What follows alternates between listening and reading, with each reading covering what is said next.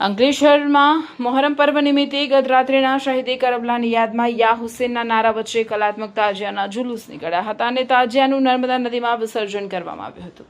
ચુસ્ત પોલીસ બંદોબસ્ત વચ્ચે શાંતિપૂર્ણ રીતે તાજિયા જુલુસ મોડી રાત્રે સંપન્ન કરાયું હતું।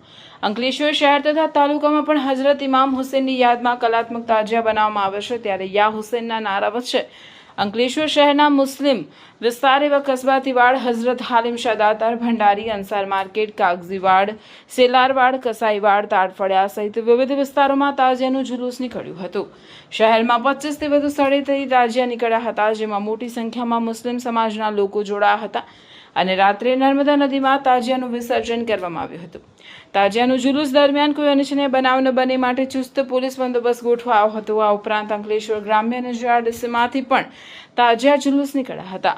અંકલેશ્વર અંસાર માર્કેટના ચાંદીના તાજિયા જુલુસે આકર્ષણ જમાવ્યું હતું। તો ચાલુ વર્ષે સર્વોદય નગરના 30 ફૂટ ઊંચા લાકડાના કલાત્મક તાજિયાએ ભારે આકર્ષણ જમાવ્યું હતું।